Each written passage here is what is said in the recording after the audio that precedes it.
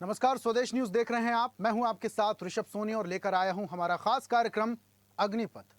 और अग्निपथ में आज हम बात करेंगे यूसीसी की लड़ाई की, जिससे सियासी पारा अब हाई हो गया है। यूसीसी के मुद्दे पर देश भर में सियासी घमासान मचा हुआ है। इस मुद्दे पर सरकार और विपक्ष आमने सामने है। अब मध्य प्रदेश के मुख्यमंत्री डॉक्टर मोहन यादव ने राज्य में समान नागरिक संहिता यानी कि यूसीसी लागू करने की दिशा में बड़ा कदम उठाते हुए 6 सदस्यीय उच्च स्तरीय समिति का गठन किया है। सुप्रीम कोर्ट की रिटायर्ड जज जस्टिस रंजना प्रकाश देसाई की अध्यक्षता वाली ये समिति 60 दिन के अंदर यूसीसी का ड्राफ्ट और विस्तृत रिपोर्ट सरकार को सौंपेगी, जिसके बाद मध्य प्रदेश में भी यूसीसी पर सियासत गर्मा गई है। बीजेपी विधायक रामेश्वर शर्मा का बयान सामने आया, जिसमें उन्होंने मुख्यमंत्री डॉक्टर मोहन यादव का आभार व्यक्त करते हुए कहा, यूसीसी मुसलमानों के खिलाफ नहीं है। हमारी सरकार वन नेशन वन इलेक्शन के लिए तैयार है। हिंदुस्तान की मांग है सबके लिए एक जैसा कानून हो। एक वर्ग 5 शादी 25 बच्चे पैदा कर रहे हैं तो ये गलत है। सभी वर्गों को शिक्षा, स्वास्थ्य समेत अन्य सुविधाएं समान रूप से मिले, इसलिए यूसीसी जरूरी है। विधायक शर्मा ने कहा कि आरिफ मसूद भी कान खोलकर सुन लें। तुम तो पढ़े लिखे हो, सब जानते हो, बम बनाना भी जानते हो। आदिवासियों से अपनी तुलना ना करो। अब रामेश्वर शर्मा के बयान पर कांग्रेस विधायक आरिफ मसूद ने पलटवार किया। कहा, यूसीसी से आपत्ति मुसलमान, मुस्लिम धर्म और अन्य धर्मों के लिए संविधान में प्रावधान से है। रिलीजियस फाउंडेशन तोड़ने की कोशिश करेंगे तो हम विरोध करेंगे ही। मसूद ने कहा, बीजेपी संविधान के साथ छेड़छाड़ क्यों करना चाहती है। बम बनाने के आरोपों पर आरिफ मसूद ने तंज कसते हुए कहा, यह सवाल रामेश्वर शर्मा से पूछना होगा। जब बम बना रहे होंगे तो रामेश्वर शर्मा साथ ही होंगे, हम दोनों साथ ही बना रहे होंगे। अब इसको लेकर सियासी घमासान और सियासी बयानबाजियां लगातार सामने आ रही हैं। इस पर करेंगे चर्चा, लेकिन उससे पहले सुनते हैं कुछ बयान। सब लोग मिलकर भारत के इस नए ये जो कानून आ रहा है, सामान्य नागरिक कानून, इसमें सहयोग करें। और कांग्रेसी मित्रों से भी मेरी प्रार्थना है कि ज्यादा इसमें दिमाग लगाने की कोशिश ना करें, क्योंकि आपसे पहले इंदिरा गांधी जी इसमें दिमाग लगा चुकी हैं और उन्होंने देश के सामने एक सवाल भी खड़ा किया था और उस समय कहा था कि एक बच्चे दो ही, पहला बच्चा जल्दी नहीं, दूसरा बच्चा अभी नहीं और तीसरा बच्चा कभी नहीं। ये नारा श्रीमती इंदिरा गांधी का था और उन्होंने तो पकड़ पकड़ के नशबंदी कराई थी। और इसलिए सभी कांग्रेसी मित्रों से है कि इसको राजनीतिक चश्मे से देखने की बजाय हिंदुस्तान और प्रदेश के हित में और जो बच्चा पैदा हो रहा है उसके उज्जवल भविष्य के हित में सोचकर इस कानून का साथ दें, समर्थन करें। क्यों नहीं होगी? रिलीजियस जो बाउंडेशन है उसको कैसे बांध सकते हो आप? जो आर्टिकल में हमको दिया हुआ है, जो कॉन्स्टिट्यूशन में दिया हुआ है, कॉमन सिविल लाना है या यूजीसी की बात करते हो आप, तो बात सीधी है कि हमारे रिलीजियस जो बाउंडेशन है उसको अगर आप नहीं तोड़ते तो हमें कोई दिक्कत नहीं। और अगर रिलीजियस में प्रॉब्लम है तो मुस्लिम्स को ही नहीं सभी को रहेगी। बहुत सारे धर्म में ईसाई भी हैं, तो ये गलतफहमी में न रहें कि जो दिल चाहेगा वो चला लेंगे। तो इस तरह नहीं चलेगा, कॉन्स्टिट्यूशन से ही देश चलेगा।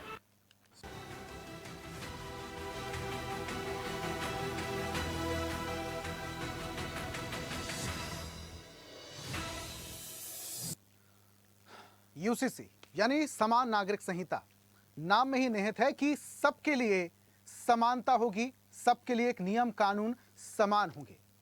अब इसका कुछ नेता या कुछ लोग विरोध कर रहे हैं, लेकिन सरकार इसे मध्य प्रदेश में लागू करने जा रही है। इसके लिए बहुत जल्दी ड्राफ्ट भी तैयार हो जाएगा। अब जो ड्राफ्ट तैयार करेगी उसके लिए कमेटी बना दी गई है। ये कमेटी बहुत जल्दी यानी कि 60 दिन के अंदर अंदर सरकार को रिपोर्ट सौंपने वाली है। इसी पर आज हम चर्चा भी करेंगे। हमारे साथ सुप्रीम कोर्ट से अधिवक्ता जुड़ रहे हैं, डॉक्टर सुनील मल्लन जी। सुनील जी, बहुत स्वागत आपका। बीजेपी प्रवक्ता हमारे साथ जुड़े हैं डॉक्टर प्रेम व्यास। प्रेम जी, आपका भी बहुत स्वागत करता हूं। और कांग्रेस का पक्ष रखने के लिए हमारे साथ प्रवक्ता शहरयार खान जुड़े हैं। शहरयार जी, आपका भी बहुत स्वागत करता हूं। और इस चर्चा की शुरुआत मैं अधिवक्ता सुनील जी से करूंगा। सुनील जी, सुन पा रहे हैं? सुनील जी, आपका माइक शायद म्यूट है, प्लीज उसे अनम्यूट कीजिए। जी जी जी जी, ऑन कर लिया। सुन पा रहे हैं सर, आपकी आवाज भी आ रही है। सर, सबसे पहले हम यही समझना चाहेंगे कि गोवा, उत्तराखंड, गुजरात, यहाँ यूसीसी लागू है। असम और एमपी में अभी प्रोसेस में है। ड्राफ्ट बहुत जल्दी तैयार हो जाएगा। सरकार ने 60 दिन का वक्त दिया है जी। अगर मध्य प्रदेश में यूसीसी लागू होता है, क्या क्या बदल जाएगा कानूनी तौर पर? आप ये बताइए साहब, जनता हमारी बहुत समझदार है। आगे इतने सारे कानून हैं, अगर उनकी पालना करने वाले पालना ही नहीं करेंगे तो कानून जितने मर्जी बनाते रहिए, लकीरें पीटते रहिए, अक्षर काले करते रहिए। वो पुरानी कहावत है, काला अक्षर भैंस बराबर। मानयोग हमारे सुप्रीम कोर्ट, मानयोग हाई कोर्ट रोज बहुत सारी बातों पे चर्चाएं करते हैं, नोटिस निकालते हैं, जजमेंट्स देते हैं। कहाँ तक पालना हुई? स्लोगन निकलते हैं पॉलिटिकल पार्टीज के कि हम ये कर लेंगे, वो कर लेंगे। वो चीजें कहाँ हैं? सुनील जी, हम सिर्फ सुनील अगर जी, सुनील जी, हम मैं बहुत जी निवेदन के साथ मैं आपको बीच में टोक रहा हूं, रोक रहा हूं। जी चूंकि जी आप जी कानून के जानकार हैं, अधिवक्ता हैं, तो दर्शकों को बहुत बेहतर तरीके से समझा पाएंगे कि यूसीसी अगर लागू जी होता है तो मध्य प्रदेश में जी क्या क्या बदल जाएगा। जो आप कह रहे हैं उस पर भी हम जाएंगे, उस पर भी हम जिक्र करेंगे, लेकिन फिलहाल जनता को जी सबसे पहले थोड़ा शॉर्ट में ये समझा दीजिए कि यूसीसी अगर मध्य प्रदेश में लागू होता है तो बदल क्या क्या जाएगा। देखिए, ऐसे है कि अगर यूनिवर्सल ये लॉ बनता है हमारा, जिसको हम बोलते हैं यूनिफॉर्म सिविल कोड बनता है, हम्म। तो जहां तक बात करें जो धर्म से रिलेटेड कुछ लॉ हैं जी, सुनील जी वो का वॉल्यूम कॉमन बढ़ाइए हो प्लीज, जाएंगे। पीसीआर। जी सर, बोलिए। वो वॉल्यूम जी जी जी, मैं कहता हूं अगर यूनिवर्सल यूनिफॉर्म सिविल कोड बनता है तो ये कॉमन सेट ऑफ लॉ होगा हर उस व्यक्ति के लिए जो भारतीय नागरिक होगा। भले वो शादी को लेके है, भले वो तलाक को लेके है, भले कोई मेंटेनेंस है, शादी के मामले में अडॉप्शन है, सक्सेशन है, इनहेरिटेंस है कि अगर आपको माँ बाप की जायदाद आपके पास आ रही है उसके ऊपर बात करें। कॉन्स्टिट्यूशनल, अगर कॉन्स्टिट्यूशन ऑफ इंडिया के आर्टिकल 44 की बात करूं तो डायरेक्टिव प्रिंसिपल स्टेट पॉलिसीज जो है वो कहीं ना कहीं कॉमन करनी पड़ेंगी।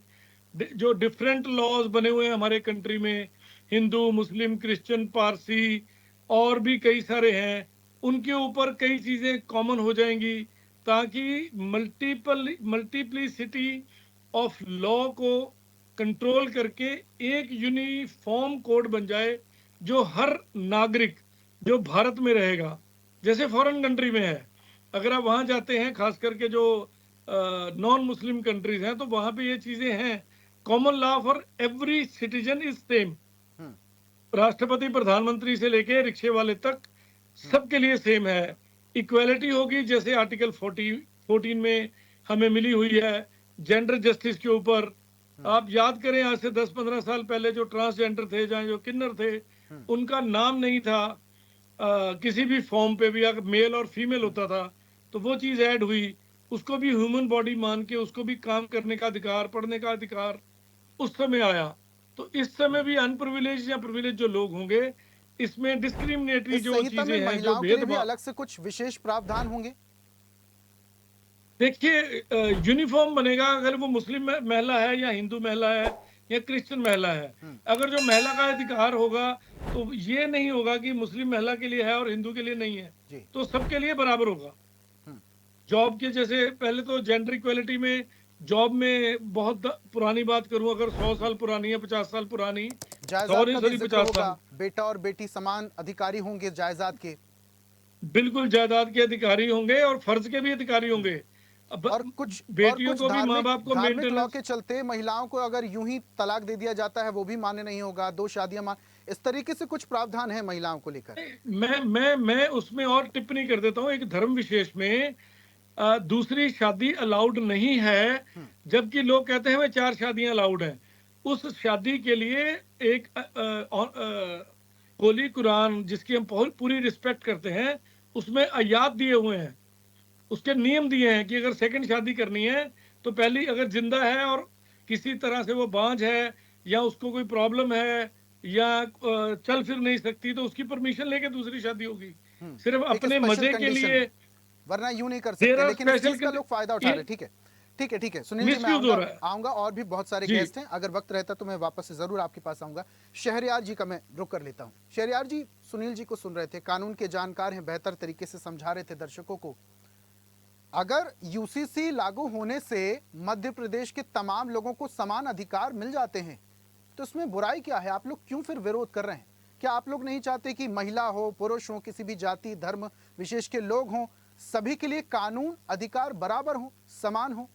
देखिए, सुनील जी ने अपने वक्तव्य में शुरू में ही कहा था कि कई तरह के कानून पहले से ही मौजूद हैं, मौजूदा हैं, लेकिन उनको लागू करना, उनको लागू करवाने की नियत और उसके लिए नजीर पेश करने की जो हमारे पद प्रधान हैं उनको ही शुरुआत करनी थी। यशोदा बेन भी इसी देश की बेटी है, और निश्चित ही आज उनकी क्या हाल है वो किसी से छुपा नहीं है। ये तो रहा बात जो ज्ञान बांट रहे हैं हमारे देश के प्रधानमंत्री, चाहे 3 तलाक का मामला हो या यूसीसी का लाने का हो, वो संविधान की मूल भावना पे लगातार बीजेपी 2014 के बाद से देश में विध्वंस और विमर्श फैलाने की जो उनकी मंशा है, और अपने राजनीतिक एजेंडे को जो सेट कर कर वो जिस तरह के ये प्रपंच कर रहे हैं वो पूरे देश देख रहा है। ये देश की विविधता में, एकता में, अनेकता में एक फूल की तरह है कि यहाँ पर कई तरह के फूल हैं जिनकी खुशबू सिर्फ हिंदुस्तानी खुशबू की तरह निकलती है। एक तिरंगे के नीचे सब रहते हैं। हमारे यहाँ जो सदियों सदियों से जो वसुधैव कुटुंबकम की जो हमारी भावना है उसको छिन्न भिन्न करने की ये सरकार की मंशा है।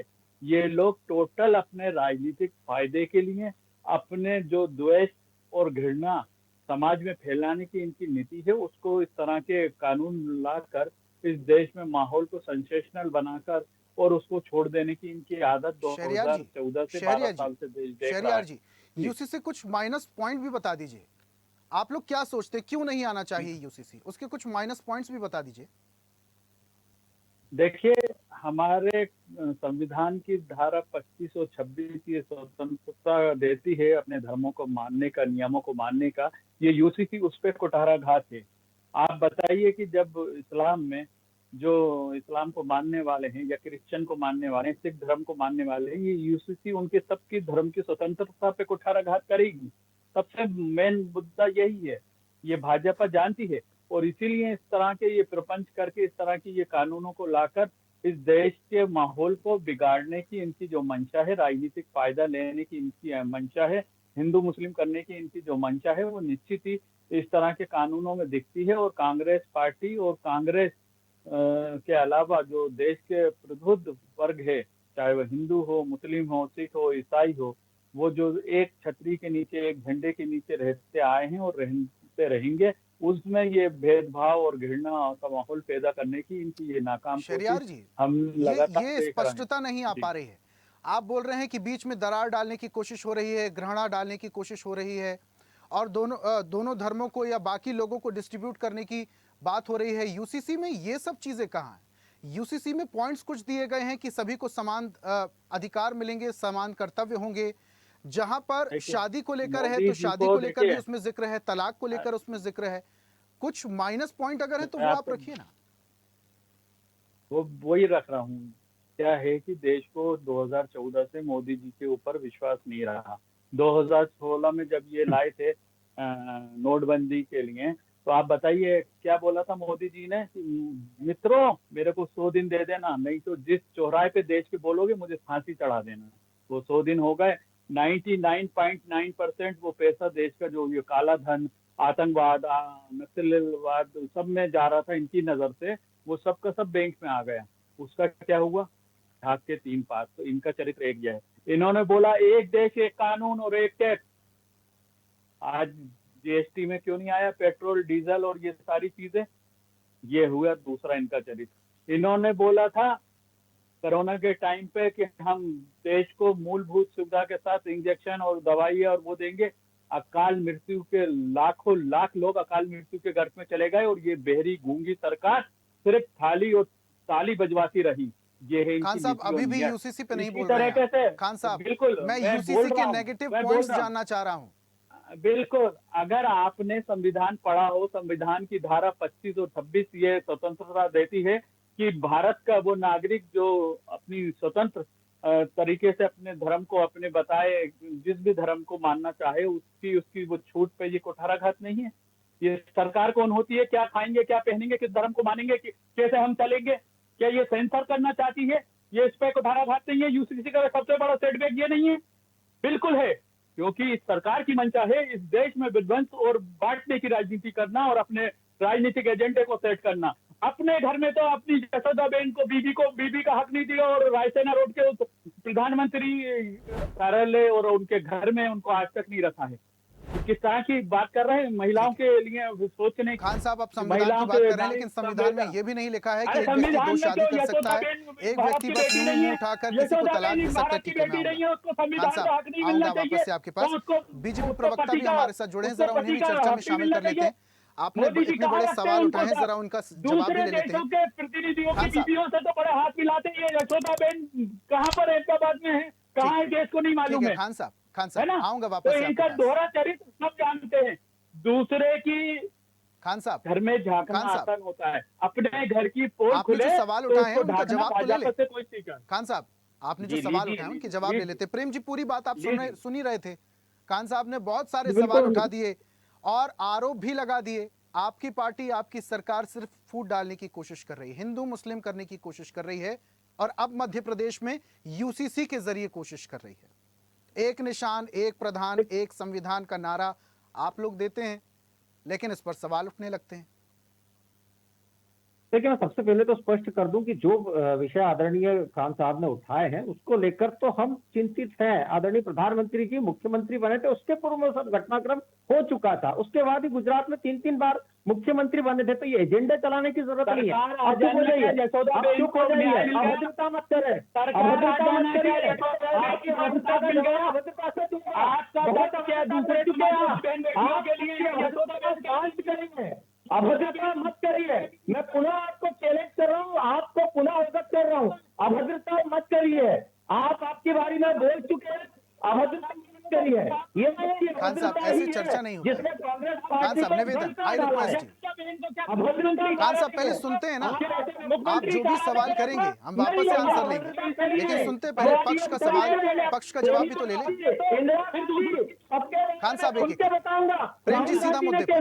प्रेम जी, प्रेम जी, सीधा मुद्दे पर। जिसकी रिपोर्ट हुई, प्रेम जी,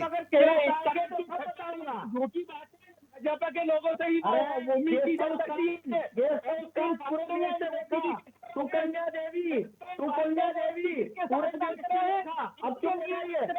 आप आगे रुक रहे, ऐसे नहीं। प्रेम जी, एक एक करके, खान साहब एक एक करके, सीधा मुद्दे पर बात करते हैं। फाइल की वजह से देश को झुका दिया खान साहब, खान साहब, ऐसे नहीं। खान साहब, आपको पूरा मौका मिला बोलने का। आपने सवाल अगर उठाए तो जवाब भी सुन लीजिए। खान साहब,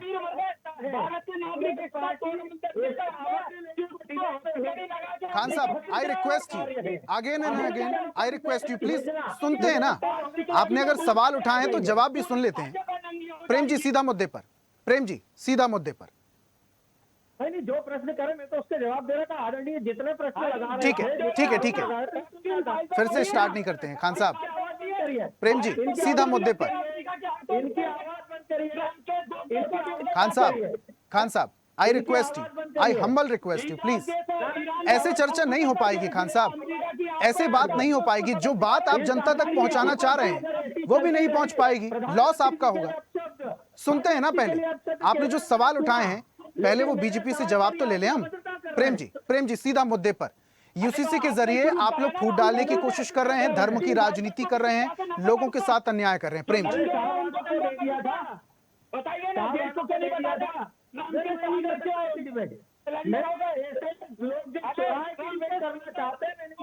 ऐसे चर्चा नहीं हो पाएगी खान साहब। शहरयार जी का वॉल्यूम डाउन कीजिए, शहरयार जी का वॉल्यूम डाउन कीजिए। प्रेम जी, बोलिए। सर, आप बोलने ही नहीं दे रहे हैं। सर, बोलने नहीं दे रहे हैं आप। शहरयार जी, देखिए, आपको पूरा वक्त मिला। अगर आपने सवाल किया तो कम से कम जवाब तो लेना चाहिए ना। उसके बाद पूरी बात आपकी भी सुनेंगे। मौका मिल रहा है, आपकी बात जनता तक पहुंच ही नहीं रही है। आप बोल रहे हैं कैसे वॉल्यूम डाउन कर देंगे, आप बोलने नहीं दे रहे हैं। ठीक है प्रेम जी, सीधा आप पर आते हैं। प्रेम जी, सीधा मुद्दे पर आते हैं हम। ये जो सवाल उठाए जा रहे हैं यूसीसी को लेकर, प्रेम जी, सीधा मुद्दे पर आते हैं। यूसीसी को लेकर सवाल, धर्म की राजनीति आप लोग कर रहे हैं, लोगों को बांटने की कोशिश कर रहे हैं। मेरी बात बोलता हूँ, आप इनको चुप करिए तो मैं मेरी बात बोलता हूँ। ठीक है ना सर, अब वो चुप हैं, प्लीज बोलिए। अरे बदतमीजी, आपका प्रारंभ कर दीजिए, फालतू बात नहीं करें।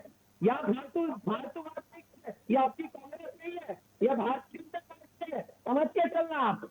अगर हम संस्कार से जीते तो संस्कार से जवाब भी देना जानते हैं। सर मर्यादा में रह के अगर सरकार बात से जवाब करें देना तो चाहते अच्छा हैं, होगा। मर्यादा में रही है। पब्लिक शहरयार जी, अच्छी बात आप भी नहीं है, मेरे मेहमान मर्यादा में हैं, रह वो के भी बात मेरे करते मेहमान हैं। हैं। कम से कम शब्दों का चयन बहुत अच्छे से करें। सर आपको सबसे रिक्वेस्ट जनता है। सारी सुन रही है, देख रही है। सर जनता आपके क्या- लिए अच्छा नहीं होगा सर। हमारे ये इस तरीके के शब्दों का इस्तेमाल ना करें। प्रेम जी, नहीं सर ऐसे ना करें। उसको भी नहीं देखिए गिनाए, और जो नहीं है वो उसको ये बोलते रहे। ऐसे चर्चा ही नहीं हो पाएगी। जाति को लेके मैं रिक्वेस्ट करता हूँ, जाति को लेके पर्सनल मुद्दा कोई नहीं शेयर करना। शहरयार जी हमने प्लीज, कानून आई की बात रिक्वेस्ट करनी यू, है, बार बार रिक्वेस्ट उसके कर रहा फायदे हूँ। नुकसान सुनील जी, बताइए। बिल्कुल। सुनील जी ठीक है। ऐसे नहीं प्लीज रिक्वेस्ट। प्रेम जी पहले आप अपनी बात रखिए जल्दी से, समय नहीं है मेरे पास अब। समय मुझे ज्यादा इजाजत नहीं देगा आगे बढ़ने के लिए। प्रेम जी अपनी बात रखिए पहले जल्दी से। जो आरोप लगाए जा रहे हैं यूसीसी को लेकर, जो सवाल उठाए जा रहे हैं, उसका खंडन कैसे करेंगे?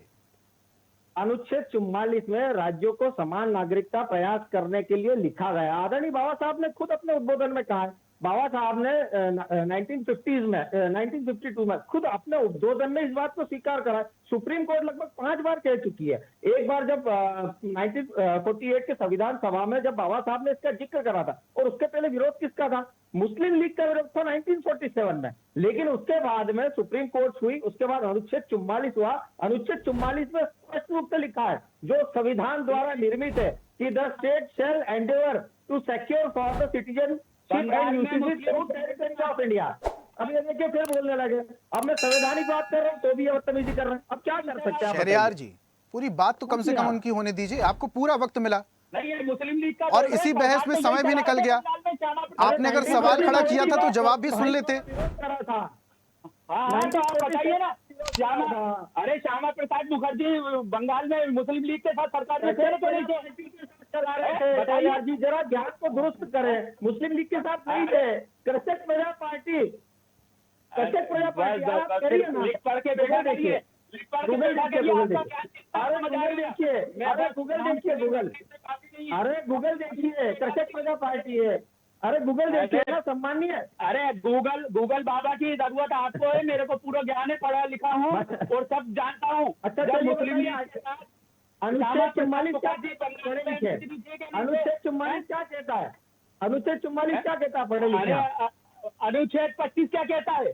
अनुच्छेद 25 26 बताइए। अब आप लोग एक दूसरे से ही पूछते रहेंगे, कानून की जानकारी और धाराएं पूछते रहेंगे। अनुच्छेद 44 और 25 क्या कहता है? सीधा मुद्दे पर आते हैं ना सर। आप लोगों की बात जनता तक ही नहीं पहुंच पाएगी, इस डिबेट का अर्थ क्या निकलेगा?